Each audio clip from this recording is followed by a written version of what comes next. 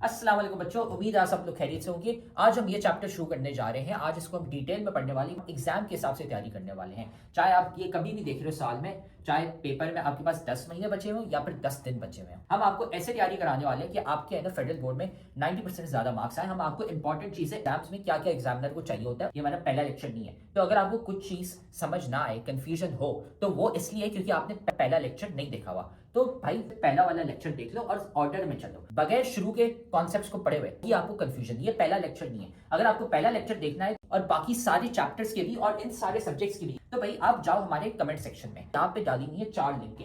इसमें पूरी किताब की हमने प्लेलिस्ट डाली हुई है, इसको दबा दो, आपको है ना सारे लेक्चर्स मिल जाएंगे इस पूरे के पूरे सब्जेक्ट के। डाले में फ्री के नोट्स, यहाँ पे नोट्स कोई एमी नोट्स नहीं है। ये आप लिंक दबाओगे तो खुलते हैं, आपके पास हमारे 300 बच्चे जो थे जिनके 90% ज्यादा मार्क्स आए थे, उनके हमने नोट्स कंपाइल करके आपके लिए डाले हुए ताकि आप भी है ना अपने एग्जाम की तैयारी कर सको। सारे के सारे नोट्स हमने डाले हुए इन 300 बच्चों के। तो भाई ये देखो यहाँ पे पड़ा हुआ है हमारे सब्सक्राइब का बटन, इसको सब्सक्राइब कर लो, ठीक है। बेल्स भी है ना यहाँ पे दबा दो, लाइक करो वीडियो को और साथ में जाके कमेंट करो अपना वीकेस्ट चैप्टर। भाई कौन सा चैप्टर है जो तुम्हें बहुत मुश्किल लगता है, बहुत वीक लगता है, हम क्या करेंगे उसका निकालेंगे वन शॉट लेक्चर।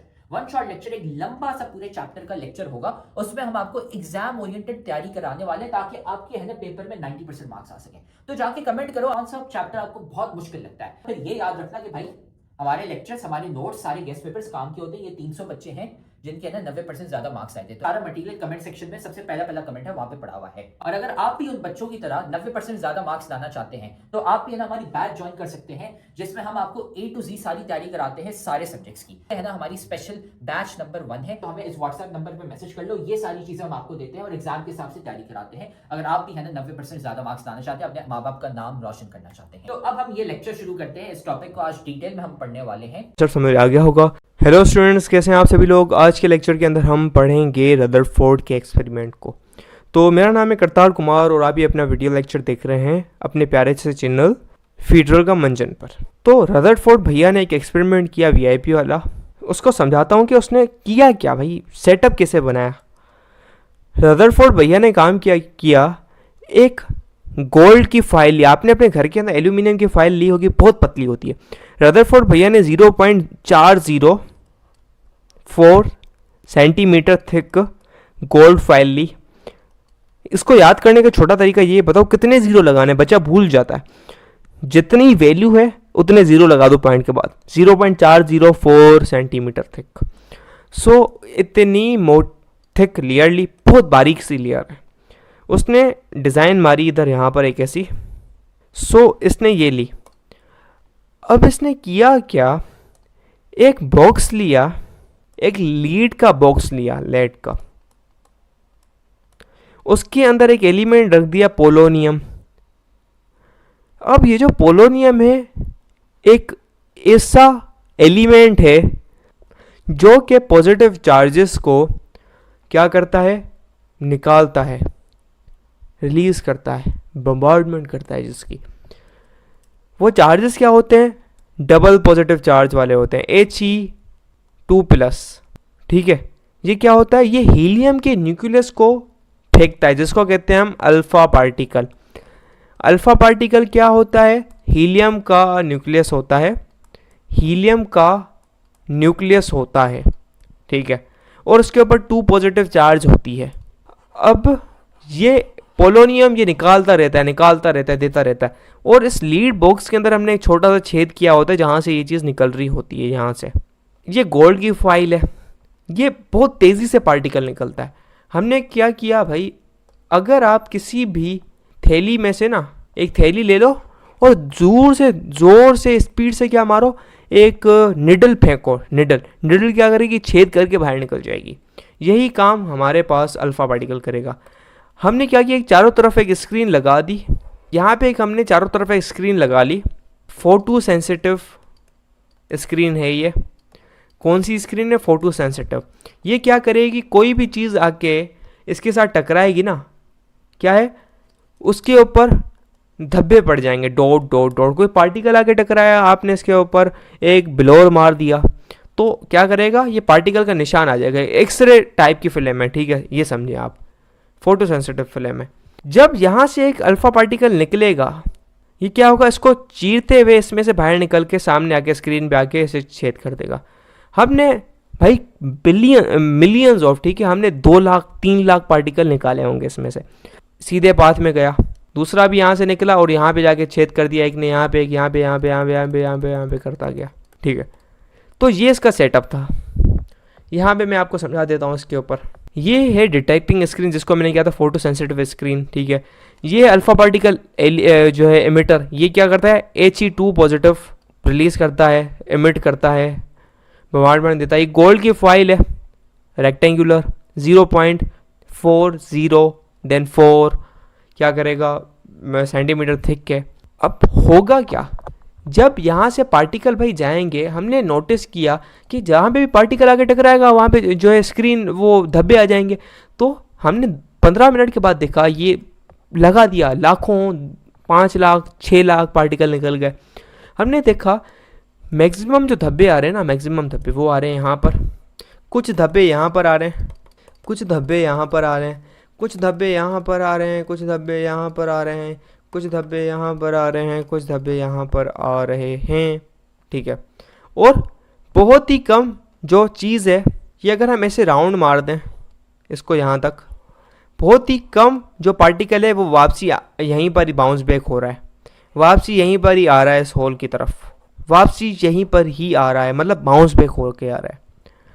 तो हमने देखा यार डिफ्लेक्शन कैसे आ रही है, डिफ्लेक्शन यानी पाथ का भटक जाना, पाथ का चेंज हो जाना। ये सीधा पाथ ऐसे टर्न्ड पाथ में कैसे कन्वर्ट हो गया। यही एक्सपेरिमेंट था रदरफोर्ड का, इसको कहते हैं रदरफोर्ड गोल्ड फॉइल एक्सपेरिमेंट। क्यों? क्योंकि वो गोल्ड की फॉइल इस्तेमाल करता है। तो भाई यही थी हमारी बात। तो कितने पार्टिकल भाई कितने पार्टिकल वेरिएशन के अंदर आए भाई, ये थीटा के, ये क्या है, ये पार्टिकल यहाँ से डिफ्लेक्ट हो गया, थीटा एंगल डिफ्लेक्ट हुआ, ये पार्टिकल पीछे की तरफ आ गया, यानी 180 डिग्री डिफ्लेक्शन हो गया इस पार्टिकल का, ठीक है मेरे भाई। तो ये पार्टिकल 8000 में से, क्या 8000 में से 1 पार्टिकल, 1 in 8000 पार्टिकल डिफ्लेक्ट हुए ऐसे एंगल पे, 60 डिग्री पे, इतने एंगल पे, अच्छे खासे एंगल पे। 1 in 20,000 अराउंड ये नंबर लिया जाता है। ये बाउंस बैक हुए, ये क्या हुए, बाउंस बैक हुए, ये नंबर दिया हुआ है भाई। वो वापसी लौट कर आए। कहीं पे ये कहा हुआ है कि 20,000 में से एक तकरीबन 170 डिग्री पे गया, 120 160 डिग्री पे जो है रिफ्लेक्शन पे गया, डिफ्लेक्शन पे गया। एंड कोई किताबें कहती हैं, लिबरी टेक्स्ट कहता है कि भाई 20,000 में से एक पार्टिकल जाएगा और वापसी आ जाएगा, बाकी तकरीबन 99.9999% जो पार्टिकल है वो सीधे जाएंगे, वो डिफ्लेक्शन शो नहीं करेंगे। तो यही बात थी। Rutherford bombarded a very thin gold foil about 0.00004 centimeter thickness with the alpha particle. He used alpha particle obtained from the disintegration of polonium. Disintegration ये टूटना, वो आपका काम नहीं है, मतलब पोलोनियम दे रहा है, पोलोनियम में से ही निकल रही हैं चीज़ें। Alpha particle are helium nuclei that are doubly positive charge, जिसके ऊपर डबल पॉजिटिव चार्ज होता है। Most of this particle pass through straight, भाई मोस्ट पार्टिकल सीधे सीधे गुजर गए, कोई डिफ्लेक्शन शो किए नहीं किया। कुछ जो पार्टिकल है वो उन्होंने जो है डिफ्लेक्ट हुए थोड़े थोड़े, ये गलत वैल्यू है, but 1 in 1 million was deflected through an angle greater than 190। ये गलत लिखा हुआ है 1 मिलियन, मुझे कहीं पे भी किताबों में ऐसा नहीं लिखा हुआ मिला, जो कि बाहर मुल्क की इंटरनेशनल बुक्स हैं, ये यहाँ पे गलत वैल्यू रखी गई है।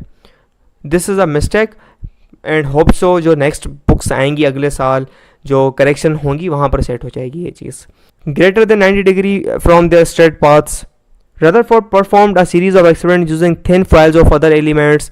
He observed similar results from these experiments. उसने भाई स्टडी किया, अंडरस्टैंड किया, ये सिर्फ गोल्ड फॉइल पर नहीं किया, उसने क्या किया, बहुत सारी और चीज़ें भी, ओल्ड फाइल्स ली, मे भी एल्यूमिनियम की ली हो, मे भी किसी और चीज़ की ली हो, उसके ऊपर एक्सपेरिमेंट किए। देन वो अपने कंक्लूजन पर आया, वो अपनी क्या आया, कंक्लूजन्स पर आया। उसने क्या कहा, Since majority of the alpha particle pass through the gold foil undeflected, most of the space occupied by an atom must be empty. उसने कहा भाई एटम जो है ना, गोल्ड फाइल के अंदर क्या है, एटम है, छोटे छोटे छोटे छोटे छोटे छोटे छोटे छोटे एटम्स है, ये गोल्ड फाइल बना रहे हैं। तो ये कह रहा है कि बहुत सारा जो स्पेस है ना, तकरीबन 99.99% पार्टिकल वापस, मतलब वो डिफ्लेक्ट ही नहीं हुए, सीधा सीधा चले गए। उसने कहा कि जो मोस्ट ऑफ द स्पेस है ना भाई, वो एम्प्टी है, एटम का खाली है। The deflection of a few alpha particle through angle greater than 90 degrees shows that these particles are deflected by electrostatic repulsion between the positively charged alpha particle and the positively charged part of atom. इसने कहा कि जो deflection show हुई है ना 90 degree से बड़ी, ये कैसे होगा? देखिए पॉजिटिव नेगेटिव चार्जेस दो टाइप की कैटेगरी के होते हैं, पॉजिटिव नेगेटिव नेचर के होते हैं. पॉजिटिव नेगेटिव अपने आप को अट्रैक्ट करता है, डिफ्लेक्ट नहीं करेगा, खींच लेगा. पॉजिटिव अपने आप को क्या करेगा? रिपेल करेगा और वापसी बाउंस बैक कर देगा, किसी और एंगल पे भेज देगा. तो इसने क्या कहा कि एटम के अंदर कहीं पे पॉजिटिव पार्ट होता है जहाँ पे पॉजिटिव चार्ज होता है, जो कि इसको इलेक्ट्रोस्टैटिक रिपल्जन के थ्रू, इलेक्ट्रोस्टैटिक यानी चार्ज वाली रिपल्जन के थ्रू वापस भेज देता है. ठीक है, पॉजिटिव रिपेल करते हैं, पॉजिटिव नेगेटिव अट्रैक्ट करते हैं. कहते हैं सिमिलर चार्जेस अपने आप को क्या करते हैं? रिपेल करते हैं, अनलाइक चार्जेस अपने आप को अट्रैक्ट करते हैं. Massive alpha particle are not deflected by electrons. ये जो मैसिव जो है अल्फा पार्टिकल होते हैं ना, ये इलेक्ट्रॉन से जो है डिफ्लेक्टेड नहीं होते. अब कहेंगे सर ये तो अट्रैक्टेड हो जाएंगे. भाई इलेक्ट्रॉन ना होने के बराबर साइज का है, बहुत छोटा इलेक्ट्रॉन है, और इतना बड़ा अल्फा पार्टिकल, यार इलेक्ट्रॉन इसको खींच भी ले ना, बड़ा फर्क नहीं आएगा भाई. इसके पास तो एक मोमेंटम है, इतना अच्छा खासा वीआईपी तेज़ी से जा रहा है, अच्छा चार्ज है, क्या इसको रोक के करेगा यार? 0.01% कोई डिफ्लेक्शन ला दे वो एक अलग बात है. On the basis of conclusion drawn from the experiment, Rutherford proposed a new model for an atom. He proposed a planetary model similar to the solar system for an atom. An atom is neutral particle. The mass of an atom is concentrated in a very small, dense, positively charged region. He named the region as nucleus. The electrons are revolving around the nucleus in circles. These circles are called orbits. The centrifugal force due to the revolution of electrons balances the electrostatic force of attraction between the nucleus and the electrons. इस समझाता हूँ क्या कहता है भाई. इसने इस बात से ये किया कि जैसे हमारी जो अर्थ है ना, अर्थ गैलीलियो ने बताया था कि ये सन है और ये अर्थ और दूसरे प्लैनेट्स इसके अराउंड घूम रहे होते हैं. इसी तरीके कार से जो एटम है ना, एटम, इलेक्ट्रॉन क्या है? इलेक्ट्रॉन एटम के बीच में एक पॉजिटिवली एक बहुत बड़ा हेवी चार्ज जो है छोटा सा पार्ट पाया जाता है जिसको कहते हैं न्यूक्लियस, और उसका जो मैस होता है वो बहुत ज़्यादा होता है. ठीक है, एटम का मास पूरा उसके अंदर कंसंट्रेटेड होता है, इलेक्ट्रॉन्स बहुत ना होने के बराबर मैस होता है उनका. ये चक्कर काट रहे होते हैं अराउंड द न्यूक्लियस. ठीक है, अराउंड द न्यूक्लियस चक्कर काट रहे होते हैं. Most of the space empty होता है. ये क्यों चक्कर काट रहे होते हैं भाई? ये जो पॉजिटिव है, ये जो पॉजिटिव चार्ज है, इस नेगेटिव चार्ज को अपनी तरफ क्या अट्रैक्ट करेगा? किस फोर्स से? फोर्स ऑफ इलेक्ट्रोस्टैटिक फोर्स से. क्या करेगा? ये जो इलेक्ट्रोस्टैटिक फोर्स है ये इसको खींच नहीं रही, क्या करवा रही है? इसको सर्कल के अंदर रोटेट करवा रही है. मतलब ये जो इलेक्ट्रोस्टैटिक फोर्स है ये इस्तेमाल हो रही है, ये इस्तेमाल हो रही है इस पार्टिकल को सर्कल के अंदर घुमाने के अंदर. मतलब ये जो एफ है ये बराबर है सेंट्रीपिटल फोर्स के. सेंट्रीपिटल वो फोर्स होती है जो किसी बॉडी को सर्कल के अंदर घुमाने के लिए काम में आती है. ठीक है, जैसे अर्थ है, अर्थ किसके घूम रही है? अराउंड आपके पास सन के. वो क्या आपके पास जो ग्रेविटी है ना, एफ जी, वो जो ग्रेविटी है आपकी, फोर्स ऑफ ग्रेविटी है, वही फोर्स ऑफ सेंट्रीपिटल फोर्स के बराबर है जो उसको घुमा रही है. इस केस के अंदर यही वो पॉजिटिव नेगेटिव के बिटवीन अट्रैक्शन है जो कि इसको घुमा रहा है. अगर ये अट्रैक्शन नहीं होता ये घूम रहे नहीं होते. इसने यही छोटी सी बात कर दी, छोटी नहीं थी उस टाइम के लिए, बहुत बड़ी बात थी. एटम का जो मैस होता है वो कंसनट्रेटेड होता है एक छोटी सी जगह के अंदर, वो होता है न्यूक्लियस. अब भाई मसला बड़ा आया, इसके मॉडल के अंदर प्रॉब्लम्स आए, इसके अंदर बहुत बड़े प्रॉब्लम्स आए. पुराने दौर के अंदर जो 1870s 1860s का जो टाइम था, वहाँ पर हमारे पास मैक्सवेल की इलेक्ट्रो जो है हमारे पास चार्जेस की, इलेक्ट्रोमैग्नेटिज्म की थ्योरीज थी मैक्सवेल की थ्योरी के मुताबिक कभी भी कोई चार्ज पार्टिकल. भाई ये लेक्चर तो तुम बहुत मजे से देख रहे हो, लेकिन तुम्हें पता है कि लेक्चर देखने से खाली 90% मार्क्स नहीं आ जाते. असल में भाई मार्क्स कैसे आते हैं? तो भाई ये लेक्चर देखने के बाद आपने नोट्स खुद के बनाने होते हैं और फिर साथ में आपने प्रैक्टिस भी करने होते हैं सवाल. भाई ये हमारा फेवरेट कोट है, 90% marks don't come from just hard work, they come from consistency, smart strategy and proper revision. भाई स्मार्ट तरीके से पढ़ो. स्मार्ट तरीका ये हमने आपको बताया हुआ है, तो साथ में हम आपको तरीका भी नहीं बता रहे, साथ में हम आपको दे रहे हैं भाई नोट्स. जाओ कमेंट सेक्शन में, नोट्स में से आपको मिल जाएंगे भाई उन बच्चों के नोट्स. 300 बच्चे थे जिनके 90% ज्यादा मार्क्स आए थे, उनके नोट्स वहां पे पड़े हुए. लेकिन साथ में उधर नीचे हमने आपको सवाल भी दिए हुए प्रैक्टिस के लिए. ये यहाँ पे पूरी गूगल शीट पड़ी हुई है भाई, यहाँ से जाके सवाल प्रैक्टिस करो. खाली ऐसा कुछ नहीं होता कि हाँ हम लेक्चर देखेंगे हमारे मार्क्स आ जाएंगे, नहीं भाई. नोट्स पढ़ने होते हैं और साथ में इनकी प्रैक्टिस भी करनी होती है सवालों की। एक्सेलरेशन के अंदर होता है, जब कोई भी चार्ज पार्टिकल एक्सेलरेशन के अंदर होता है तो वो क्या करता है, वो एनर्जी को डिसिपेट करता है, वो एनर्जी भाई खारिज करता है। कोई भी एक चीज़ घूम रही होती है ना स्पीड से, जो होती है वो एक्सेलरेशन के अंदर होती है, वो एनर्जी को बाहर निकालती है। ये एक्सेलरेशन है। आप कहेंगे सर ये तो दायरे के अंदर घूम रहा है, ये तो दायरे के अंदर घूम रहा है, तो ये एक्सेलरेशन के अंदर कैसे? भाई एक्सेलरेशन क्या होता है? एक्सेलरेशन होता है वेलोसिटी का चेंज होना। वेलोसिटी क्या होती है? वेलोसिटी का एक होता है मैग्नीट्यूड, एक होती है वेलोसिटी की डायरेक्शन। ठीक है, यहाँ पर मैग्नीट्यूड जो है आपके पास मोशन का कांस्टेंट है, सेम है हर जगह पे, लेकिन हर पॉइंट पे जो इलेक्ट्रॉन की जो डायरेक्शन है वो अलग है। यहाँ पे डायरेक्शन वेलोसिटी की यहाँ पर है, टेंजेंट है। यहाँ पे जब पहुँचेगा वो डायरेक्शन ऐसे हो जाएगी, यहाँ पे पहुँचेगा डायरेक्शन ऐसे हो जाएगी। तो यहाँ से डायरेक्शन, यहाँ पे डायरेक्शन पहुँच गई, मतलब ये डायरेक्शन के अंदर बहुत बड़े थीटा का फ़र्क है, अराउंड ग्रेटर देन 90 डिग्री फ़र्क है। मतलब हर पॉइंट पे इसकी जो डायरेक्शन हो रही होती है वो चेंज है। मतलब ये जो पार्टिकल है एक्सीलरेशन के अंदर है, जब भी कोई चीज़ एक्सीलरेशन के अंदर होती है, हमने एज्यूम किया, हमने क्या किया उस टाइम पे एज्यूम किया कि हर कोई चीज़, जो चीज़ एक्सीलरेशन के अंदर होती है वो क्या करती है, एनर्जी को डिसिपेट करती है। ये चीज़ मैक्सवेल के लॉज को ओबे नहीं कर रही थी। प्रॉब्लम कहाँ आई? प्रॉब्लम यहाँ आई कि भाई मैक्सवेल ने थोड़ी कहा कि हर चीज़ जो एक्सीलरेट करे वो एनर्जी डिसिपेट करेगी। स्टूडेंट्स 99.99%, ये कुछ ज़्यादा हो रहा है, ठीक है, लेट मी डू दिस, 99%, 99.1% जो टीचर्स हैं वो ये कहते हैं कि ये चीज़ मैक्सवेल ने कहा था, जो एक्सीलरेटेड चार्ज बॉडी होती है वो एनर्जी डिसिपेट करती है, और ये जो है मैक्सवेल की थ्योरी को नहीं मानता। तो इसने मैक्सवेल की थ्योरी को नहीं मान रहा, इसलिए गलत है, इसके अंदर प्रॉब्लम है, इसके अंदर इशू है। लेकिन ऐसी बात नहीं है, ये पूरा रॉन्ग कॉन्सेप्ट है। क्यों रॉन्ग कॉन्सेप्ट है अभी समझाता हूँ। अगर आप मैक्सवेल के ओरिजिनल डॉक्यूमेंट्स जाके पढ़ें, अगर आपके पास अवेलेबल हैं, या आप इंटरनेशनल बुक्स पढ़ें, जैसे आपके पास राफ एच पेट्रोसी की बुक हो गई एंड जनरल केमिस्ट्री प्रिंसिपल हो गई, ओके, आप उसके अंदर, या आप फिज़िक्स की जो भी बुक है, रेस्निक हॉलीडे हो गई, या यूनिवर्सिटी फ़िज़िक्स जो कि पूरे यूरोप के अंदर चलती है एंड दूसरे नेशंस के अंदर चलती है, वहाँ पे मैक्सवेल की बात इसे लिखी गई है। मैक्सवेल ने कहा है एक्सीलरेटेड बॉडी वो चीज़, एक्सीलरेटेड चार्ज्ड बॉडी, भाई कोई भी चार्ज्ड बॉडी, सॉरी मैंने प्रीवियसली आपको समझाते वक्त सिर्फ बॉडी कह दिया हो, वो गलत है। बॉडी एक्सीलरेशन में हो वो एनर्जी रिलीज नहीं करता। जब कोई भी चार्ज्ड बॉडी, इलेक्ट्रॉन क्या है, चार्ज है, उसके ऊपर नेगेटिव चार्ज है, कोई भी चार्ज बॉडी एक्सीलरेशन के अंदर तो वह एनर्जी डिसिपेट करना चाहिए उसको, ये लोग कहते हैं। मैक्सवेल ने कहा जब चार्ज बॉडी एक्सीलरेट होती है वो एनर्जी डिसिपेट करती है। मैक्सवेल ने ये नहीं कहा कि हर चार्ज बॉडी जो एक्सेलरेशन के अंदर हो वो एनर्जी डिसिपेट करेगी, कहीं पे लिखा हुआ है ये। इसने कहा है कि जो भी चार्ज बॉडी हो वो जो है मोशन के अंदर, वो एक्सेलरेशन के अंदर वो रिलीज करे। उसने कहा भाई वो बोल रहा है जब चार्ज बॉडी एक्सेलरेशन में आती है वो एनर्जी डिसिपेट करती है। इसने ये नहीं कहा हर चार्ज बॉडी करेगी।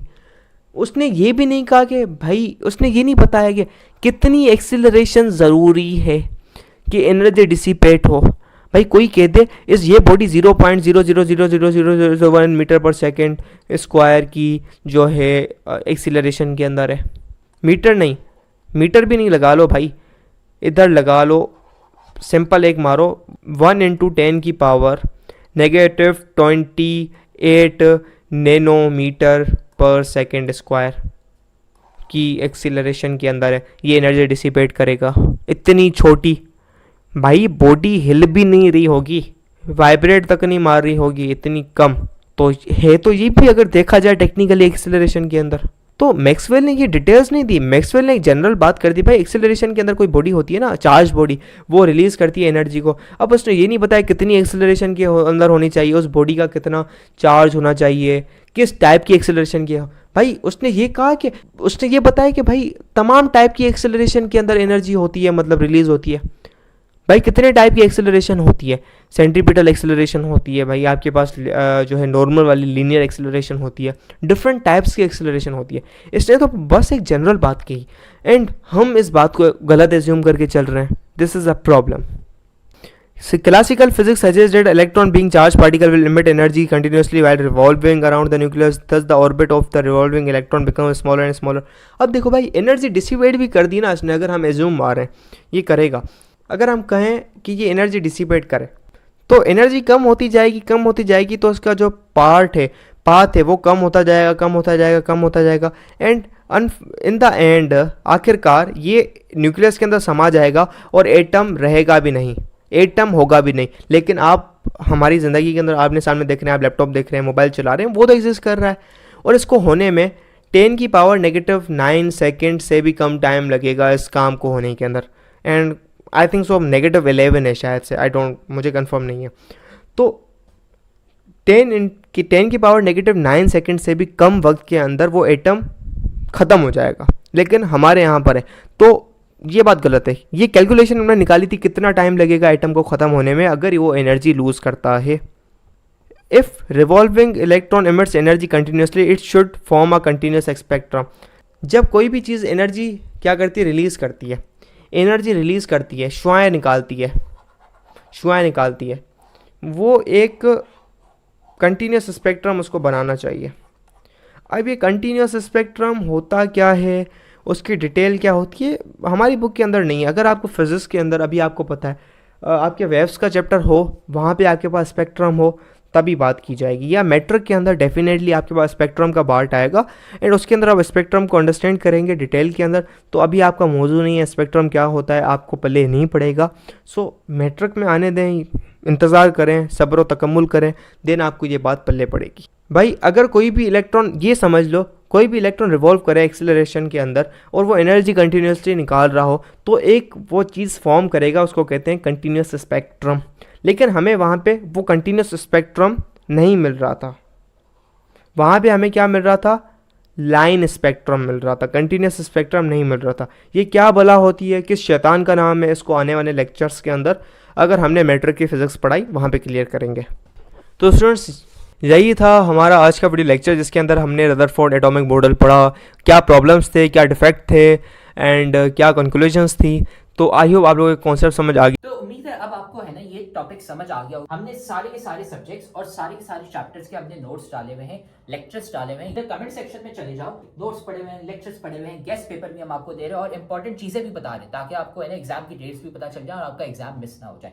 सारी चीजें हमने कमेंट सेक्शन में डाली थी, वहां से है ना जाके वसूल कर लो इसको। तो आप देख रहे हो कि हमारी इतने सारे बच्चे हैं जिनके 90% ज्यादा मार्क्स आए। क्यों? सवाल देने के साथ साथ हम सिखाते हैं कि भाई आंसर कैसे लिखते हैं। आंसर लिखने का एक तरीका होता है, वो तरीका हम सिखाते हैं सिर्फ और सिर्फ हमारी बैच वाले बच्चों को, इसलिए हमारे इतने सारे बच्चे हैं जिनके 90% ज्यादा मार्क्स आए हैं। तो अगर आप भी हमारी बैच ज्वाइन करना चाहते हैं ताकि आपके भी 90% से ज्यादा मार्क्स आए तो हमारी बैच के लिए इस व्हाट्सएप नंबर पे हमें मैसेज कर लो, आपको ये सारी चीजें मिल जाएंगी। हम आपको सिखाएंगे कि भाई आंसर कैसे लिखते हैं। टॉपर बच्चे जो 90% ज्यादा मार्क्स लाते हैं वो आंसर कैसे लिखते हैं ताकि एग्जामिनर मार्क्स काट ही ना सके, ताकि वो एग्जामिनर बोले भाई ये लो फुल मार्क्स। हमें इस व्हाट्सएप नंबर पे मैसेज कर लो और हम आपको ऐड कर लेंगे हमारी बैच में और फिर आप भी है ना 90% से ज्यादा मार्क्स ला सकते हैं।